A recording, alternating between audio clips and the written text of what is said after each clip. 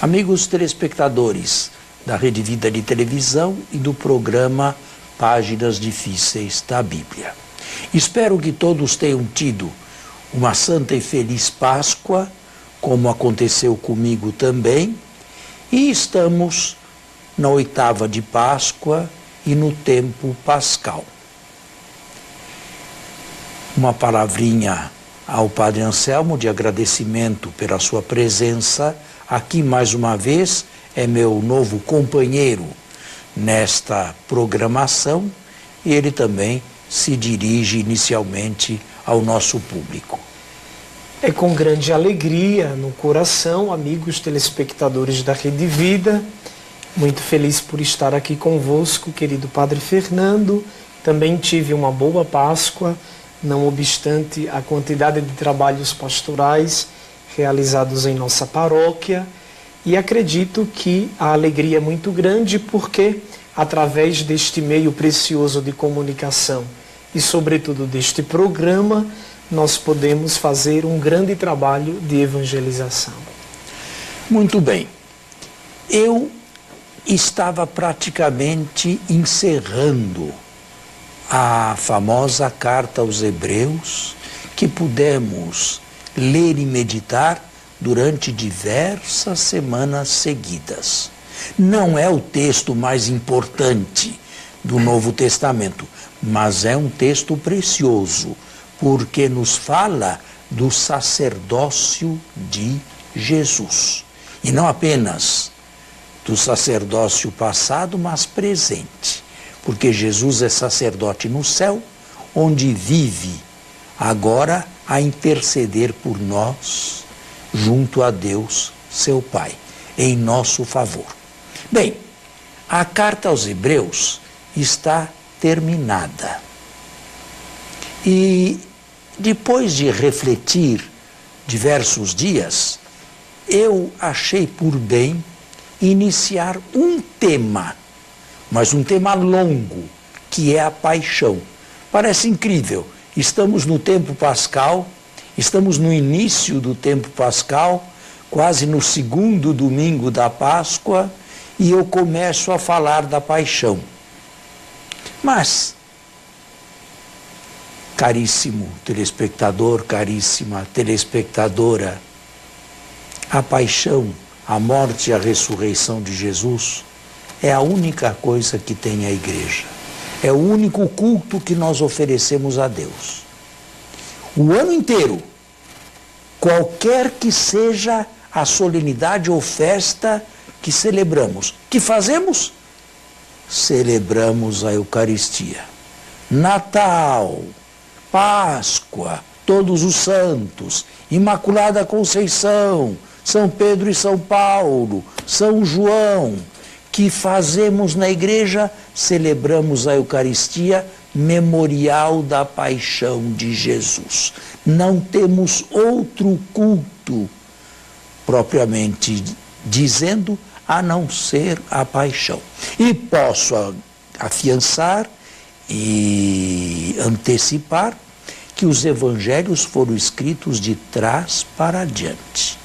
Primeiro a paixão, e depois o que veio antes da paixão, como um interlúdio, uma preparação para a narração da paixão. Tudo bem até aqui? Tudo bem.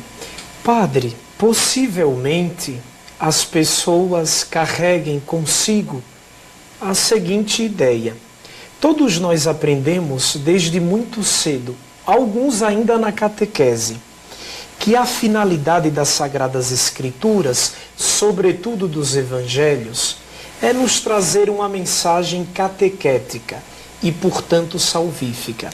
Iniciando um estudo sobre a paixão, talvez essa seja a pergunta do nosso querido telespectador. Até que ponto nós podemos dizer que a narrativa sobre a paixão e os demais textos do Evangelho foram e são fiéis à história? É uma pergunta delicada, complicada e que não pode ser respondida com 6 palavras ou num programa do tamanho deste aqui. Em se tratando da paixão, que é o texto por onde vamos iniciar nossas reflexões, eu posso dizer que nunca os 4 evangelistas estiveram tão de acordo entre si como neste particular. Nós temos 2 evangelistas que não se conheceram: Marcos e João. Os 2 outros, Mateus e Lucas, conheceram Marcos ao menos no texto escrito. Pois bem, a concordância entre Marcos e João, em que pesem as grandes diferenças, Marcos com a balança pesando mais para a humanidade de Jesus, João com a balança pesando mais para a divindade, mesmo assim, as concordâncias são muito grandes. Múltipla atestação. E isto, para o exegeta, para o historiador, é uma fonte preciosa e podemos dizer que nada há de mais certo na vida de Jesus do que a sua paixão narrada nos evangelhos. Jamais a igreja iria inventar que o seu protagonista, o seu herói, foi alguém cruelmente sacrificado, cruelmente executado. Nós estamos tão acostumados a ver crucifixos que não nos damos mais conta do escândalo que aquilo produziu naquela primeira Sexta-feira Santa da história. E, no entanto, foram honestos. Descreveram o herói que se tornava sempre mais elevado até ser considerado divino como um pobre crucificado entre 2 ladrões. Isto não é absolutamente invenção da própria igreja. Agora, em se tratando de outros textos do Evangelho, precisamos ver as fontes, a múltipla atestação, se sim ou se não, e estudar cada texto em particular, lembrando-nos que eles não foram escritos 200 anos depois dos acontecimentos. Foram escritos Marcos 40, Mateus e Lucas uns 70 anos depois da paixão, mas ainda na 2ª geração cristã. Está respondida a pergunta? Sim. Bem, mais alguma coisa? Provavelmente o senhor iniciará a reflexão sobre a paixão partindo do Evangelho de Marcos. E por quê? Porque é o mais antigo. É o mais antigo, é o mais primitivo. 2 outros evangelistas copiaram Marcos em boa parte, Mateus e Lucas. Nos outros evangelistas, que seriam Mateus, Lucas e João, a meu ver, não sei se o mesmo procede na leitura do nosso querido telespectador, as ideias são muito claras. Lucas tenta apresentar Jesus como o justo, capaz de reparar as nossas faltas. Mateus nos convida a olhar um Jesus que do alto da cruz foi capaz de cumprir as promessas antigas do Israel passado. João trabalha com a glorificação, ainda que no meandro da dor. Padre, e Marcos? Onde ele começa e aonde ele quer levar o seu leitor? Marcos começa o seu evangelho dizendo o seguinte textualmente: Evangelho de Jesus Cristo, Filho de Deus. Mas na trama do evangelho, este título desaparece, para só reaparecer na boca do centurião que vê Jesus morto na cruz. Verdadeiramente, este homem era filho de Deus. Mas, como eu disse, em Marcos, a balança pesa mais para a humanidade do que para a divindade de Jesus. Cada evangelista viu Jesus sob uma luz diferente. E o verdadeiro Jesus está nos 4 retratos que os 4 evangelistas nos apresentam. Agora, eu vou começar a ler devagar, atentamente, fazendo exegese dos versículos a partir do final da última ceia. Eu não vou incluir na reflexão sobre a paixão a última ceia. Eu deixo isto para uma outra ocasião, para outros programas que certamente virão. Todos os evangelistas dizem que Jesus se levantou da mesa e, deixada a sala do cenáculo, se dirigiu a um lugar chamado Getsêmani. Pode ler aí o versículo 32 do capítulo 14 de Marcos. Vamos fazer um intervalo no versículo onde eu inicio a narração da paixão. Em Marcos, capítulo 14, versículo 32. E foram a um lugar cujo nome é Getsêmani. Bem, vamos parar por aqui. Foram a um lugar chamado Getsêmani. Esta palavra não tem nenhum significado teológico. Portanto, ela tem tudo para ser histórica. Se ela tivesse alguma valência teológica, poderíamos dizer isto é teologia, não é história. Muitos comentadores do passado sempre relacionaram, sobretudo os padres da igreja, a localização do jardim. E nos escritos eles sempre aproximam o jardim do Éden, o jardim das aparições, ao jardim das oliveiras. Procede, padre? Não, não procede. Do ponto de vista puramente exegético, não. Se querem fazer teologia mística, aí eu daria a mão à palmatória. Mas exegeticamente não. Como a palavra não tem nenhum significado, nenhuma valência teológica, ela tem tudo para ser histórica. Porque para que inventar uma palavra desconhecida como esta, e que só aparece aqui? Agora, o que é Getsêmani ou Getsemani? É uma palavra que vem do semita, hebraico ou aramaico, e que significa lugar da prensa do óleo, da azeitona, para fazer o óleo de oliveira. Esta chácara, vamos chamá-la assim, deveria estar situada no Monte das Oliveiras. Agora, quem vai a Jerusalém hoje encontra-se com o Monte das Oliveiras. Claro, é uma montanha enorme. Lá existem muitas casas de retiro, lá existem muitos conventos, lá existem outras residências e até igrejas de cristãos de outros níveis que não católicos como nós.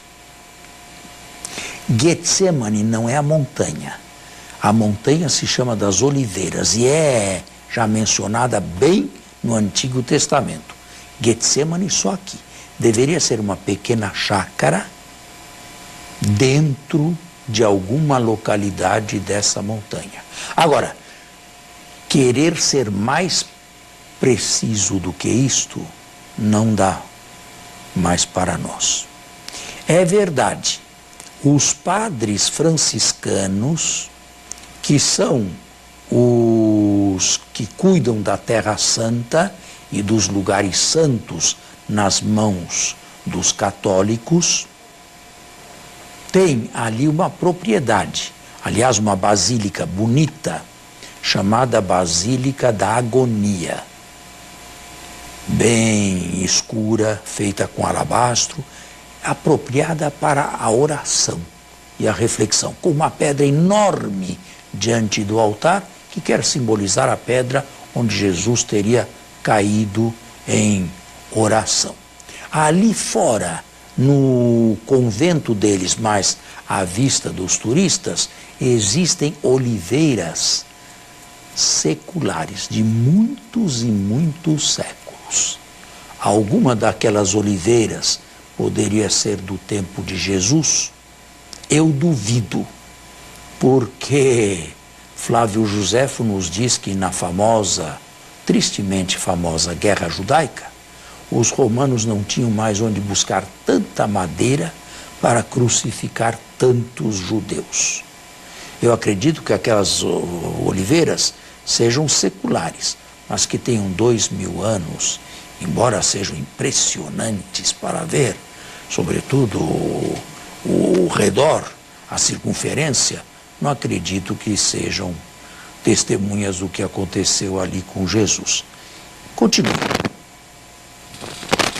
E ele disse a seus discípulos: permanecei aqui enquanto vou orar. Continue. E levando consigo Pedro, Tiago e João, começou a apavorar-se e a angustiar-se. Bem, aqui salta aos olhos a regra dos três, que nós vamos encontrar em outros textos dos Evangelhos da Paixão. 11, Judas já tinha saído. Agora 8, com 8 entrou lá e levou consigo 3. 11, 8, 3. E depois, sozinho, 11, 8, 3 e 1. Que significa isto? Isto aqui é uma teologia clara de Marcos. É a famosa regra dos três, para indicar de maneira plástica e de maneira bastante dramática a solidão em que entra Jesus. Jesus entra numa solidão inaudita. Não apenas numa solidão, ausência de amigos do lado, mas numa solidão que foi um verdadeiro abismo de dor. Permanecer aqui enquanto vou orar. Continue. E disse-lhes: minha alma está triste até a você morte. acha que... Você leu o 33? Sim. E levando consigo Pedro, Tiago e João, começou a apavorar-se e a angustiar-se. E disse-lhes: minha alma está triste até a morte. Bom, começou a apavorar-se e a angustiar-se. O verbo grego que está por detrás do texto, o verbo primitivo, que saiu da pena do evangelista, é o famoso verbo ektambeistai, e significa uma total confusão. Isto é, Jesus ficou inteiramente confuso, o que aqui vem traduzido por apavorar-se e a angustiar-se. São verbos mais tranquilos do que uma confusão mental absoluta. Foi nisto que entrou Jesus. Padre, essa confusão absoluta de Jesus que o Senhor nos descreve é porque certamente ele, como que numa fagulha de segundos, perdeu o senhorio de si mesmo, ou esta confusão interior deveu-se à fuga dos seus melhores amigos? A confusão se deveu a tudo. Se deveu à fuga, mais do que à fuga, eles não fugiram. Eles estavam incapazes de compreender a altura e a importância do momento que estavam vivendo. Em segundo lugar, Jesus teve pavor e medo da sorte que o esperava.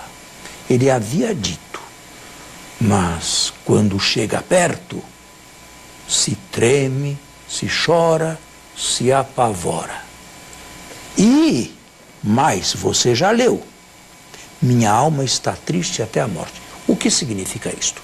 Isto pode significar algumas coisas. Primeiro, minha alma está numa tristeza mortal. Segundo, estou tão triste que prefiro morrer. Terceiro, não aguento mais esta confusão. Quarto, esta tristeza me está matando. Qual delas você prefere? Padre, um esquema simplesmente inconcebível de acordo com a dissertação do quarto evangelho. Apresentar um Jesus, primeiro, tão humano, segundo, tão humano e humano de tal modo a ponto de demonstrar toda a sua humanidade e fraqueza. Exatamente. Jesus tem as duas faces. E sempre foi difícil na cristologia balancear bem humanidade com divindade. E isso sempre foi uma grande tentação desde os tempos da criação do gnosticismo. Não é? Mas, infelizmente, é essa a nossa fé. Verdadeiro Deus e verdadeiro homem. Sendo que uma natureza não se mistura com a outra. Marcos aqui está claro na natureza humana de Jesus. Quem cai por terra em Marcos é Jesus. Em João, quem cai por terra são os que vieram prendê-lo. Bem, o nosso tempo está encerrado, nós temos que terminar por aqui. Alguma coisa foi vista, espero que este seja o estilo bem conhecido e apreciado do relato da paixão. Muito obrigado, tenham todos um bom domingo e até a próxima semana, se Deus quiser. Um grande abraço para você, caro amigo e irmão que nos acompanha através da Rede Vida. Deus os abençoe.